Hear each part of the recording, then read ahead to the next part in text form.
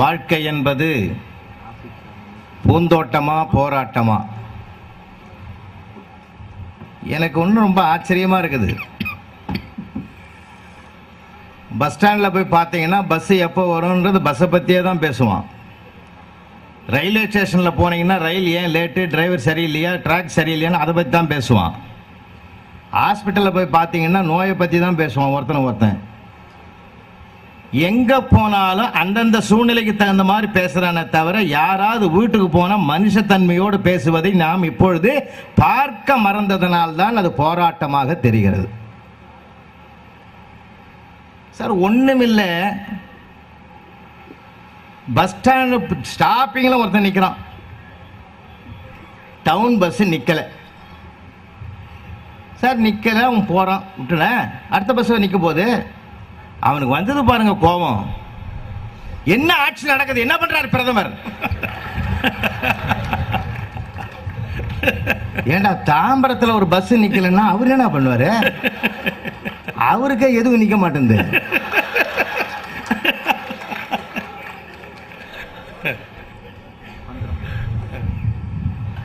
அடுத்த பஸ் வருது, நிக்கல, என்ன பண்றார் சேர்மன் கேட்கலாம். முடிஞ்சு போச்சு. ஒவ்வொன்று நாலாவது பஸ் நிக்குது, ஏறிக்கிறான். அதே பஸ் அடுத்த ஸ்டாப்பிங்கில் நிக்குது, ஏண்டா கண்ட இடத்துல நிறுத்தி கழுத்து இறக்குறாங்கிறான். இந்த மாதிரி ஆளுங்களுக்கெல்லாம் வாழ்நாள் பூரா போராட்டம் தான். நேற்றையது என்பது உடைந்த பானை, நாளைய என்பது மதில் மேல் பூனை, இன்று இருப்பதுதான் கையில் இருக்கும் வேணை. வேணைய சோகராகமாக வாசிப்பதும் இனியராகமாக பார்ப்பதும் நம்ம கையில் தான் இருக்குது. சொல்ல போனால் மகிழ்ச்சி என்பது வெளியில் இல்லை, ஒவ்வொருவருடைய மனதில் தான் இருக்கிறது. இது நீதிபதி மறுக்க முடியாது. இதை சொன்னவரே அவர்தான்.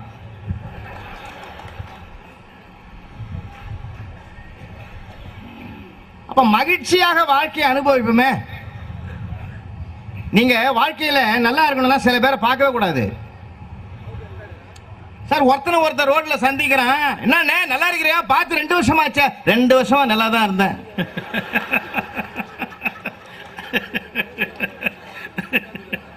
அவன் என்ன பொடி வச்சு பேசுறான் பாருங்க சார். காலையில பூத்து சாயந்தரம் கீழே விழுற பூ கூட எவ்வளவு ஆனந்தமாக பூத்து குலுங்கி மகிழ்ச்சி மனத்தை மனம் பரப்புது சார் எல்லாருக்கும். ஒரு நாள் வாழ்க்கையில் இருக்கக்கூடிய மலரு கூட அவ்வளவு ஆனந்தமா இருக்குது, வீசுகிற தென்றலை சுகமாக அனுபவிக்குது. இந்த மனுஷன் தான் எப்ப பார்த்தாலும் கஷ்டம் கஷ்டம் கஷ்டம். வாழ்க்கையில சுகத்தை நினைப்போம், மகிழ்ச்சி நினைப்போம். நல்ல விலை மதிக்க முடியாத, கோடி கொடுத்தாலும் கொடுக்க முடியாத கைகளையும் கால்களையும் கண்களையும் காதுகளையும் ஐம்புலன்களையும் தடுத்து படைத்து நம்ம ஆண்டவன் அனுப்பி இருக்கிறானே, எத்தனை கோடி இன்பம் வைத்தாய் எங்கள் இறைவா இறைவா. சந்தோஷப்படுவோமே. நான் கேட்கிறேன், போராட்டத்தையும் பாடிய பாரதி கூட ஒரு நாள் கூட அழுது பாடிய வரலாறே கிடையாது. ஆனந்தமா பாடினான். வாழ்க்கை என்பது நம்ம கையில் தான் இருக்குது. அந்த நம்ம கையில கிடைத்திருக்கிற அந்த அற்புதத்தை ஆனந்தமாக மகிழ்ச்சியாக ஏற்றுக்கொள்ள வேண்டும் சார். சில பேர் அப்படிதான் இருப்பான். இப்ப நான் 36 வருடம் ஆசிரியராக இருந்தவன். போன வாரம் எங்க பள்ளிக்கூடம் பக்கமா போறேன். கோடிக்கணக்கான மதிப்புடைய கட்டடங்கள்லாம் கட்டி கொடுத்தேன் என் காலத்துல. போன வாரம் அந்த பள்ளிக்கூடத்தை கிராஸ் பண்றேன், ஒரு பையன் வெளியில வரான். எப்படா ஸ்கூலுக்கு தானே, நீங்க ரிட்டையர் ஆன பிறகு இன்னும் நல்லா இருக்கு சார்ன்றான். அதுக்காக நான் உட்கார்ந்து வருத்தப்படுறதா? பரவாயில்ல, கெட்டிக்காரத்தனமா பேசுறான்னு அதை கூட நம்ம சந்தோஷப்படுவோமே. சில வீட்டுக்குள்ள போங்களேன், வீட்டுக்குள்ள போனா கூட மனைவியை எதிரி மாதிரி பார்க்கறான். உன்னை நம்பி வந்த ஒரு பெண்ணை கூட நீ எதிரி மாதிரி பார்க்க கத்துக்கிட்டியே, என்ன வாழ்க்கை நீ வாழற? கோடிக்கணக்கான பணத்தை குவித்து வைப்பது மட்டும் வாழ்க்கை இல்லை, அது வாழ்க்கை இல்ல சார். இந்த பக்கம் கேர்ள்ஸ், இந்த பக்கம் பாய்ஸ் சார். தமிழ் முதல் தாளை திருத்தி கையில கொடுக்கிற 95 மார்க் ஒரு பொண்ணு, அதான் school first, subject first, highest mark அதுதான். ஆனா கண்ணீரும் கம்பளையுமா நிக்குது. ஏண்டா நீ தானடா ஃபர்ஸ்ட், எதுக்கு அழற? இந்த 5 எங்க போச்சுன்னு எங்க அம்மா அப்பா அடிப்பாங்க சார். 95 வாங்கியதுக்கு நிறைவில்லை. இந்த பக்கம் பார்க்கறான் நம்ம கேசவன் கலகலன்னு சிரிக்கிறான். என்னடா கேசவா அந்த 5 என்கிட்ட இருக்குது சார்ன்றான்.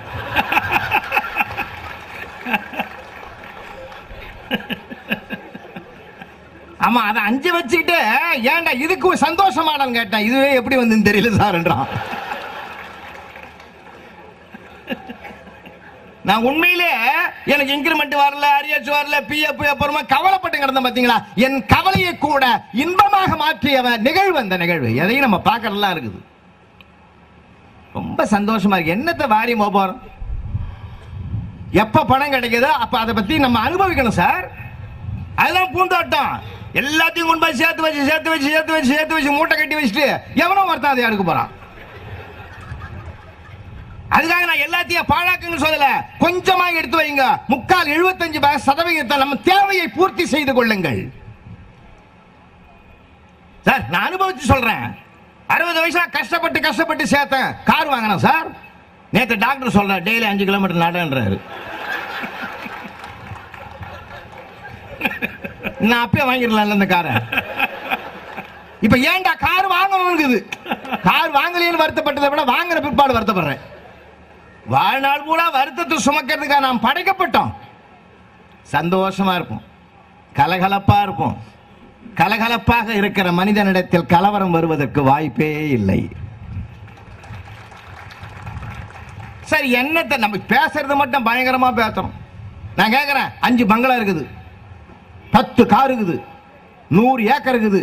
டேய், நீ படுக்க போறது ஒரே பெட்ரூம், அதுவும் ஒரே பெட்டு, அதுவும் ஒரு ஓரமா.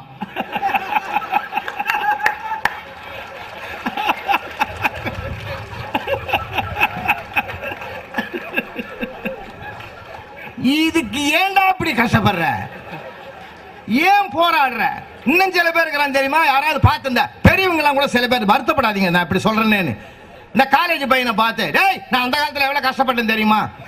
உனக்கு ஒண்ணு இல்ல கஷ்டப்பட்ட, நீ தான் சம்பாரிச்சு வச்சுக்கிற, அவனும் கஷ்டப்படணும்னு ஏன் நினைக்கிற? இல்ல இன்னும் சில பேர், நான் 1947க்கு முன்னாடி எவ்வளவு போராடினேன் தெரியுமா? நீ போராடு. அப்ப போராட வேண்டிய அவசியம் இருந்தது. வெள்ளக்காரர் வெளியேற்றணும். அவன் என்ன பண்ணுவான்? இருக்கிற வெள்ளக்காரன் போய் வெளியேற்ற என்ன? அதனால தான் அவன் இங்கிலீஷ்ல மார்க்க வாங்குறது இல்ல. ஏன்னா நீ வெள்ளக்காரனை வெளியேற்றின, நான் இங்கிலீஷ்ல வெளியேற்றணும் போயா. சரி, எதையுமே சந்தோஷமா பார்க்க பழகிட்டோம்னு வச்சுங்களேன். யாராவது எதில் வந்தாலும் 4 பேர் மகிழ்ச்சியா பேச. சில பேர் பார்த்தேன்னா வாழ்க்கையை வெறுத்து போன மாதிரி முழு உட்காந்துங்கிறோம். என்னத்தை கொண்டாந்து ஏன் இப்படி பண்ற படுத்துறான். சில பேர் ரொம்ப வருத்தமான அந்த வருத்தத்தையே சுமந்தா வாழ்க்கை சுகமாக இருக்காது. வாழ்க்கை என்பது அருமையான பயணம். என்ன சார், மனுஷன் வந்து ஒரு தேதியை நாம எழுத போறோம், இன்னொரு தேதி இன்னொருத்தன் எழுத போறோம் இல்ல. அந்த தேதியை எழுதுறதுக்குள்ள நம்ம ஆனந்தமா இருப்போமே, சந்தோஷமா இருப்போமே. எப்ப முடிவு நீ யாருக்குமே எதுவும் தெரியாது. என் அமரர் தென்கட்சி சாமிநாதன் ஒரு செய்தி முடிச்சிட்டேன். சொல்லு நல்ல சொல்லு. உண்மையில அவரை போல ஒரு மனிதரை நான் பார்க்கவே இல்லைங்க. அவரோட 7 ஆண்டுகள் பயணம் பண்ணவன். இப்ப அவசரப்பட முடியாது.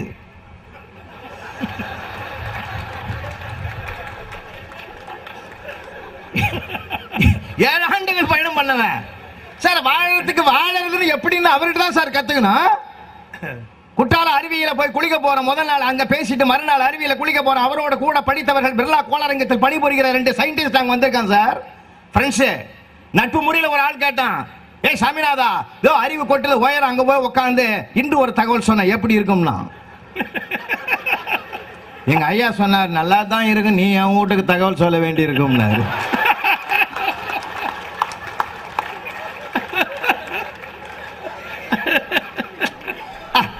ஏவகணையை கூட மலராக மாற்றுகிற மனம் நம்மிடத்தில் தான் இருக்கிறது. இல்ல சார், நீங்க அதை விட பெரிய வேடிக்கை, நானும் அவரும் ஒரு கிராமத்துக்கு போயிருக்கிறோம். லைன்ஸ் கிளப்ல அந்த ஊருக்கு பிரசிடென்ட கூப்பிட்டு உட்கார வச்சு அவருக்கு அமரர் ஊர்தியை வாங்கி கொடுக்கலாம். யாரு? லைன்ஸ் கிளப் வாங்கி கொடுக்குறாங்க. இதுக்கு நானும் அவரும் போய் பேசிக்கிறோம். இதுக்கு வாழ்த்தி கொடுக்கறதுக்கு. நான் சொன்னேன், எனக்கு வயசு 10, நான் உட்காந்து பேசிட்டு உட்காந்துடுறேன், நீங்க கொடுங்க ஏன். நீ கெட்டிக்காரன்டான்னாரு. அவர் பேசினதை இன்னும் மனசுல பசுமையா இருக்குது.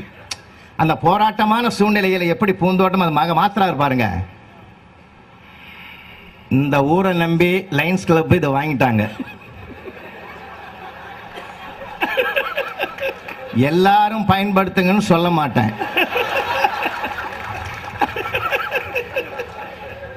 பயன்படுத்தாம விட்டாலும் துரு பிடிச்சிரும்.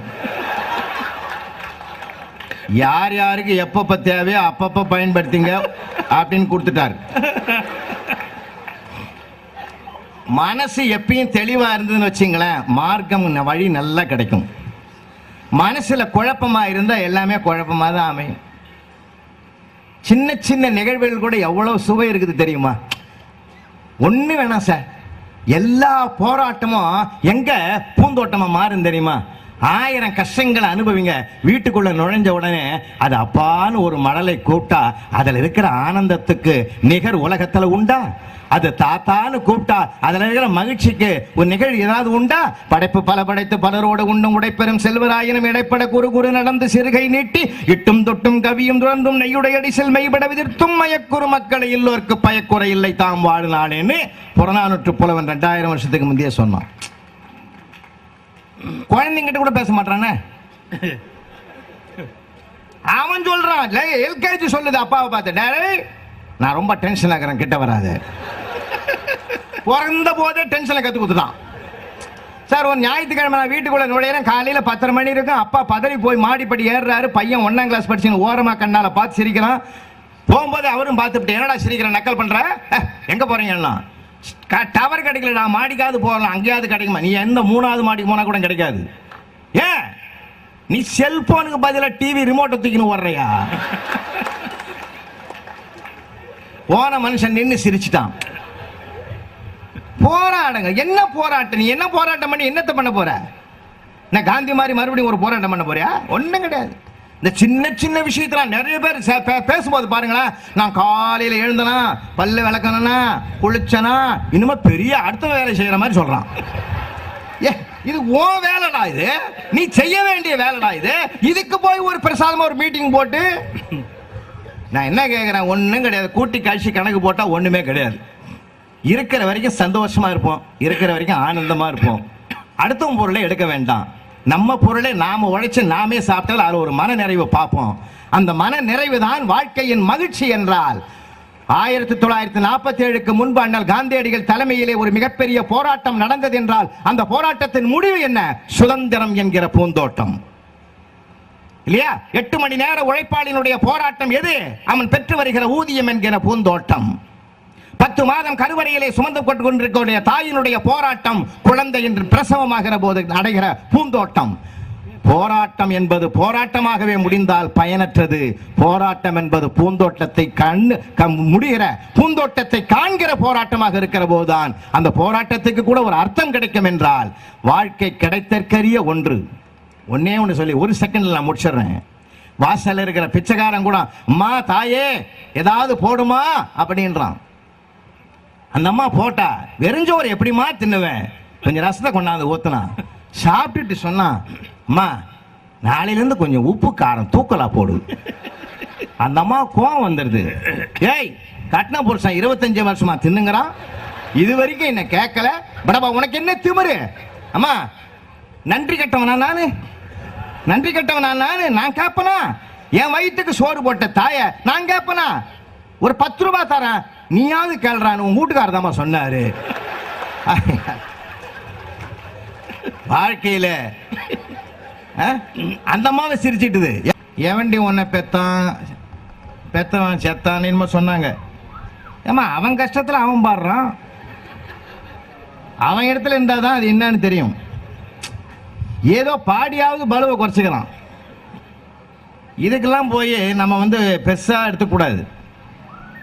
சின்ன சின்ன விஷயங்களில் எல்லாம் நாம் சோர்ந்து போய்விட்டால் மானுட வாழ்க்கையே தேவையில்லை. கடலூர்ல பத்தி சொன்னீங்க,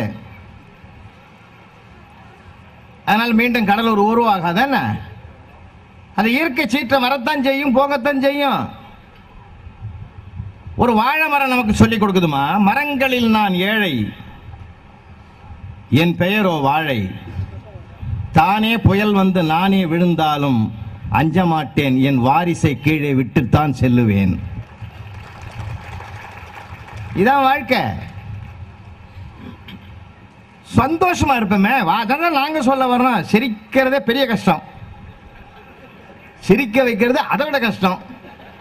நாங்க 2 பேரும் ஏதோ சந்தோஷமா இருக்கட்டுமே பாவம்.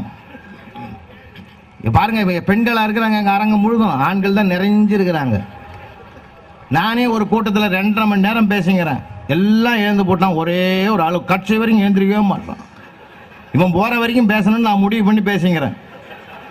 ஆனால் நானும் ஒரு கட்டத்தில் நிறுத்திட்டு, ஏன்பா போவேன்பா, நானும் போகணுன்னு. அட நீ பேசு, எவ்வளோ வெடிய வெடிய பேசினா கூட நான் கேட்பேன். அப்படியாடா நான் உனக்கு சொல்கிறேன்னு. அவள் பிடுங்களுக்கு ஓம் பிடுங்கள் எவ்வளோ மேலுன்னா. அதனால் அதாவது அவங்கவுங்களுக்கு ஒவ்வொரு சந்தோஷம். இது எங்கேயே பின்ன நான் 30 நாள் ஊர் ஊராக போகிறது என்ன விஷயம்? சந்தோஷமா இருக்கட்டுமா சார், கலகலப்பாக இருக்கட்டுமா சார். ட்ரெயினில் ஏறி உக்காடுறான், ஒரு ஆள் என்னை பார்த்தான், என்ன கம்முன்னு வர ஏதாவது பேசலாம். இல்லைப்பா நான் பேசினா வம்பு வருதுன்னு. அவ்வளோதான் என் தாம்பரத்தில் ஏறி நடந்தது. இது பீச் வரைக்கும் அவன் தான் பேசி வந்தான். நான் வம்புக்காரன் சொல்றியா, எனக்கு மோசமானவன் சொல்றியா, நான் பேசினா வம்பு வரும்னு சொல்றியா, நீ இப்படிலாம் எத்தனை பேர் கிளம்பி இருக்கிற, நான் உன்னை என்ன கேட்டேன். பீச் வரைக்கும் 1 மணி நேரம் என் காது குடையுது. அதையும் ரசிக்கணும். இடுக்கண் வருங்கால் நகுகண்டார திருவள்ளுவர் எதுக்காக சொன்னாரு?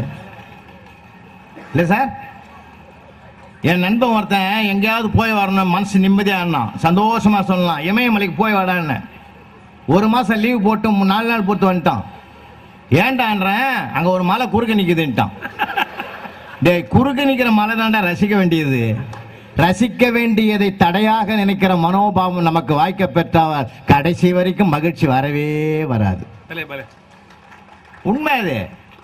நான் 2 சொல்லிட்டு நான் நிறைவு செய்கிறேன். நான் 36 வருஷம் ஆசிரியரை அனுபவிச்ச நிறைய 3 புத்தகங்கள் எழுதியிருக்கேன், நகைச்சுவை புத்தகங்கள். என்னுடைய அனுபவத்தை தான் மொத்தமும் கொட்டியிருக்கிறேன். அவங்ககிட்ட நான் சொல்லி கொடுத்ததை விட அவங்ககிட்ட நான் தெரிஞ்சுக்கிறது ஏராளம். சார், தப்பை கூட நான் ரொம்ப ரசிப்பேன். இப்படி கூட சிந்திக்கிறதுக்கு முடியுமான்னு கேட்பேன். ராஜாராம் மோகன் ராய் குறிப்பு வரைங்கன்னு கேட்டிருக்கான். அவன் எழுதிக்கிறான், அந்த 4 நல்ல நண்பர்கள் எழுதிக்கிறான்.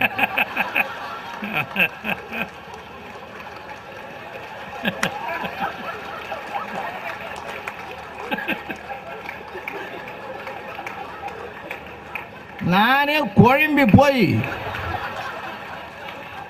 என்னடா இந்த மாதிரி எழுதிக்கிறானே. பசங்க சும்மா இல்லைங்க. கஸ்தூரி பாய் குறிப்பு வரைக்கும்னா கேள்வி தவறு. கஸ்தூரி பாய் இல்லை கேர்ள்னு எழுதிக்கிறான். இதுக்காக நான் அவன் மேல கேஸா போட முடியும்? சில பேப்பர்லாம் எடுத்து மாதிரி நான் பத்திரமா வச்சுக்குவேன். ஒரு தடவை கேட்டேன், காவல்துறை ஸ்ட்ரைக் செய்தால் என்ன ஆகணும் ஒருத்தன் எழுதிக்கிறான் பார். Fantastic answer. மாமூல் வாழ்க்கை பாதிக்குன்னு எழுதிக்கிறாயா?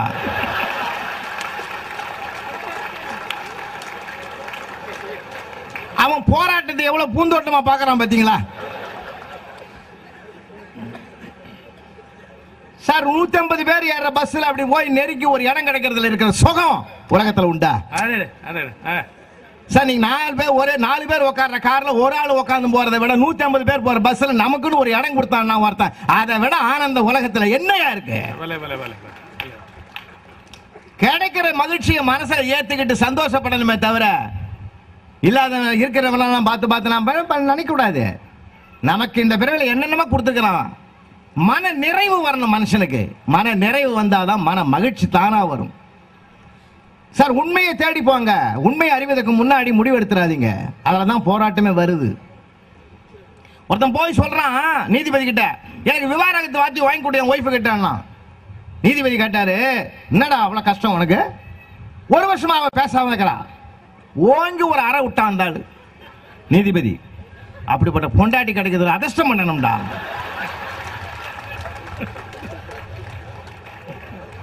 ஒரு நாள் என் வீட்டுக்கு வா, நான் படுற கஷ்டம் உனக்கு எவ்வளவு தெரியும். கேச தார வாபஸ் வாங்குறியா, வந்து பாக்குறியா?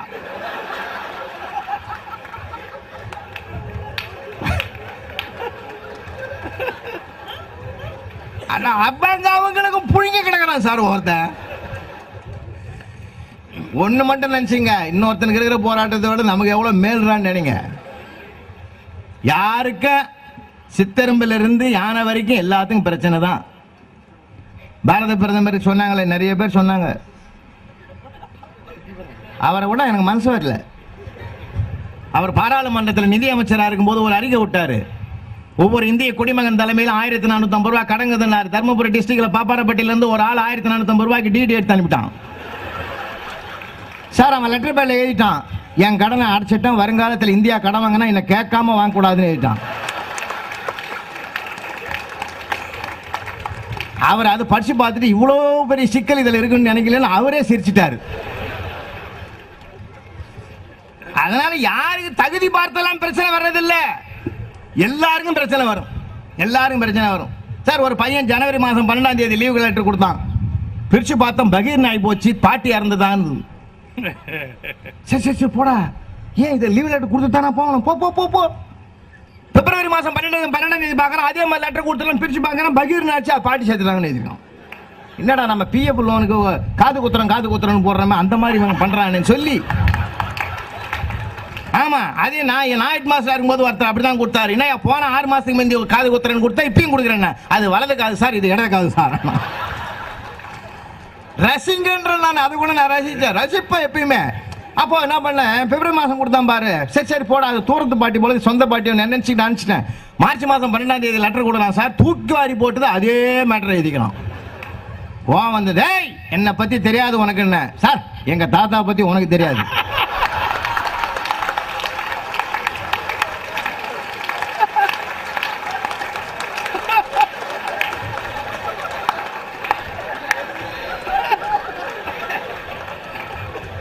எனக்கு அப்புறம் தான் தெரிஞ்சது 3. நான் சொன்னேன் அடுத்த மாசமும் லீவ் லெட்டர் வருமாடா. வாழ்க்கையில நம்ம சுத்தி இருக்கிறதெல்லாம் மகிழ்ச்சிக்கு உரியது என்று பாசிட்டிவா நினைப்போம். எப்பயுமே நமக்கு நெகட்டிவ் வேண்டாம். இருக்கிற வரையில் மகிழ்வாக இருப்போம். நன்றி, வணக்கம்.